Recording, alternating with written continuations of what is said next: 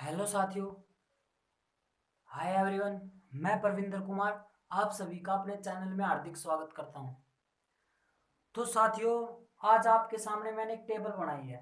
ठीक है दोस्तों, आज मैंने आपके सामने एक टेबल बनाई है। तो दोस्तों, आज हम इस टेबल पर आप ये सोच रहे होंगे कि मैंने ये काम करवा दिया है तो आज फिर क्यों। ठीक है दोस्तों, तो मेरे पास एक स्टूडेंट का कमेंट आया था कि सर पीछे की जो वीडियो है उसमें नरेशन वाली उसमें अच्छे से दिखाई नहीं दे रहा। ठीक है, तो मैंने विचार किया जब दिखाई ही नहीं दे रहा तो स्टूडेंट को समझ में कैसे आएगा। बस उसी बात को मैंने ध्यान में रखते हुए मैं आज आपके सामने जो मैंने पीछे करवाया है उसमें एग्जाम्पल है, और मैंने जो नियम करवाए हैं नरेशन डिटेल्स में, आज उनमें से जो मुख्य मुख्य बातें हैं वो आज मैं यहाँ पर आपको समझाऊंगा, जो मैंने आपके सामने बोर्ड पर लिख रखी है। ठीक है दोस्तों, तो आज मैं आपको ये समझाऊंगा जो बातें मैंने आपके सामने यहाँ पर लिख रखी है।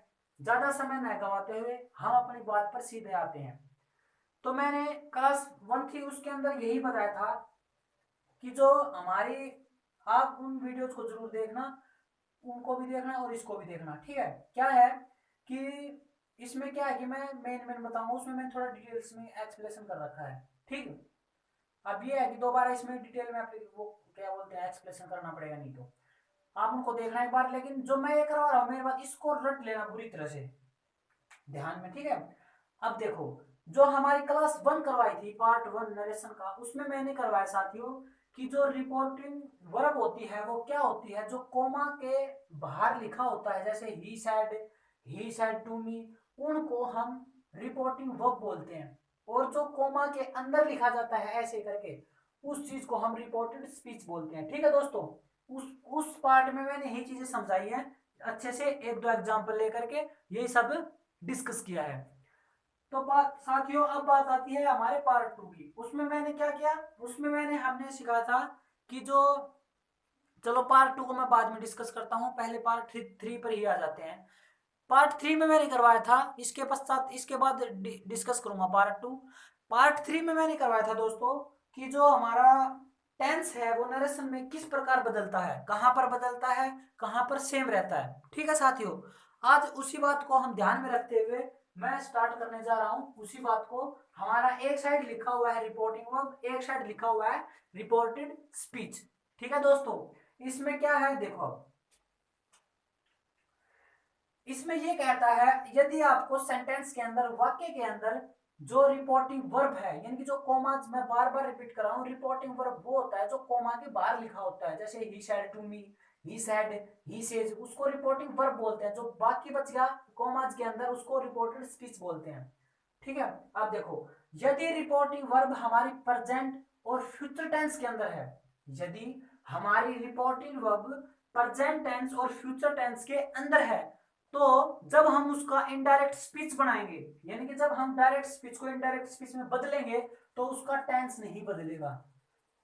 समझ गए साथियों, क्या, जब reporting verb present tense future tense के अंदर है तो उसका टेंस नहीं बदलेगा। बात आ गई समझ में। अब आती है हमारी सेकंड बात। अगर आपको जो भी कुछ पूछना हो बेझिझक, कुछ भी बेझिझक कमेंट कर दिया करो कि सर इसमें ये प्रॉब्लम है, आप सुझाव दिया करो मुझे भी, कि अगर मुझसे पॉसिबल हुआ तो मैं उसको सुधार करूंगा, नहीं हुआ तो हम आगे करेंगे। ठीक है, पर आपकी बात का सॉल्यूशन निकलेगा।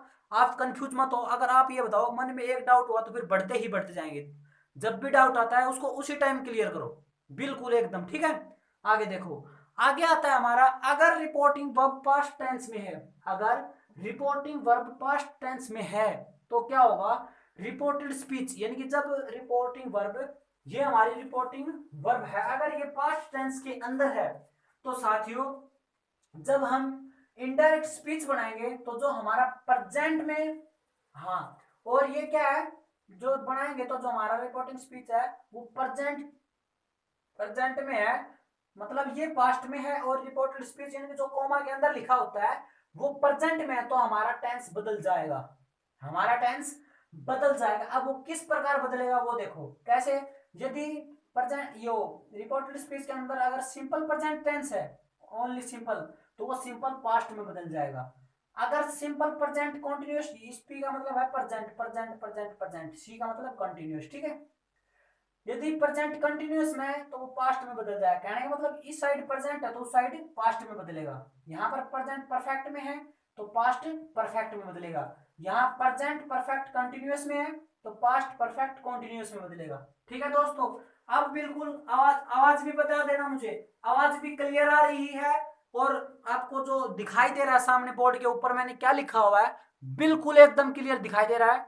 ठीक है, वो पीछे में ध्यान दिया था मैंने पीछे भी, पर इस पे मैं आगे पढ़ाने में व्यस्त रहा, मैंने पीछे ध्यान कम रहा देखने में, तो इस वजह से हो गया मिस्टेक। उस बात के लिए मैं माफी चाहता हूँ। आप इस वीडियो को देख लेना, ठीक है, इसमें मैं दोबारा आपका काम नहीं छूटेगा। ठीक है, आगे देखो। यदि रिपोर्टिंग वर्ब में कुड, शुड, वुड, माइट हो, यदि रिपोर्टिंग वर्ब यानी कि जो रिपोर्टिंग वर्ब नहीं, ये क्या बोलते हैं इसको, रिपोर्टेड स्पीच, ये मैंने साइड लिखा स्पेस ना होने के कारण। मतलब जब हम सेंटेंस लिखेंगे रिपोर्टेड स्पीच, उसके अंदर कुड आ जाए, वुड आ जाए, माइट आ जाए, यानी कि कुड आ जाए, वुड आ जाए, माइट हो, तो क्या होगा, देखो थर्ड नंबर का क्या है, सेम रहेगा। क्या सेम रहेगा, उसके अंदर कोई भी परिवर्तन नहीं आएगा। ठीक है साथियों, क्या नहीं आएगा, परिवर्तन नहीं आएगा। आगे देखो, आगे आता है अगर दोनों पास्ट में हो, रिपोर्टिंग वर्ब भी और रिपोर्टेड स्पीच भी, तो टेंस बदल जाएगा। कैसे, यदि ये भी पास्ट के अंदर हो, रिपोर्टिंग वर्ब भी। अब एग्जांपल देख लेना आप, मैंने एग्जांपल पीछे करवा दी वीडियो में, ये सिर्फ आपको मैं टेबल समझा देता हूं पूरी कि उसका मेन निष्कर्ष क्या है। ठीक है साथियों, अगर रिपोर्टिंग वर्ब भी पास्ट टेंस में हो और रिपोर्टेड स्पीच भी पास्ट टेंस में हो, तो हमारा टेंस बदल जाएगा। कैसे बदल जाएगा वो देखो, कैसे कि जो हमारा सिंपल पास्ट है वो पास्ट परफेक्ट में, यानी कि देखो ऐसे,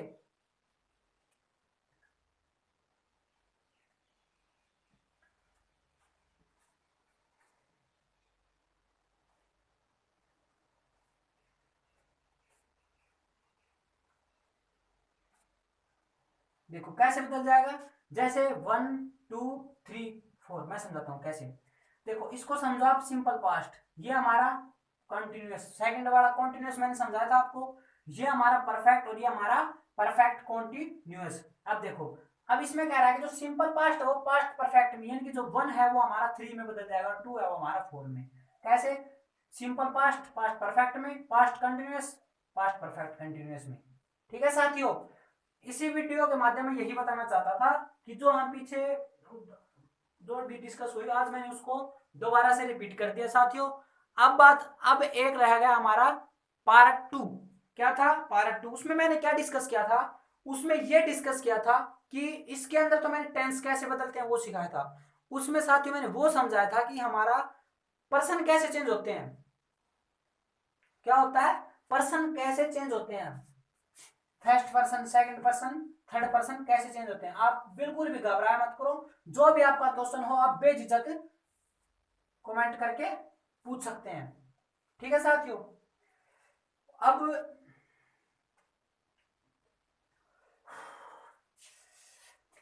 क्या था, हाँ, first person, second person, third person, SON, बस एक ये बात थी महत्वपूर्ण। अब इसको डिस्कस करता हूं, इसके बाद हम अपनी बात को विराम देंगे। आप वीडियो को ज्यादा से ज्यादा लाइक से सब्सक्राइब करना है और साथियों कंप्लीट वीडियो देखो। जब तक आप वीडियो नहीं देखोगे तब तक आप समझोगे नहीं चीजों को, तो कैसे समझ में आएंगी ये बताओ। आप चीजों को समझो, बिना ऐसे नहीं कि देख नहीं, बिना देखे ही लाइक वगैरह कर दिया, मुझे लाइक वाइक से कुछ मतलब नहीं है। आप चीजों को समझो, वीडियो देखो, समझ में आनी चाहिए चीज, उसके बाद लाइक करो। ठीक है ना, आप वीडियो को अच्छे से समझो, उसमें ये देखो कि समझा क्या सामने वाले ने, चीजों को कैसे समझा है, आप उसको प्रैक्टिस भी करो फिर। ठीक है साथियों, आगे देखो, हमारा क्या था 1 2 3, इसका मतलब क्या है कि जो हमारा फर्स्ट पर्सन है वो हमारा सब्जेक्ट के अनुसार चेंज होगा। फर्स्ट पर्सन था हमारा, वो सब्जेक्ट के अनुसार चेंज होगा।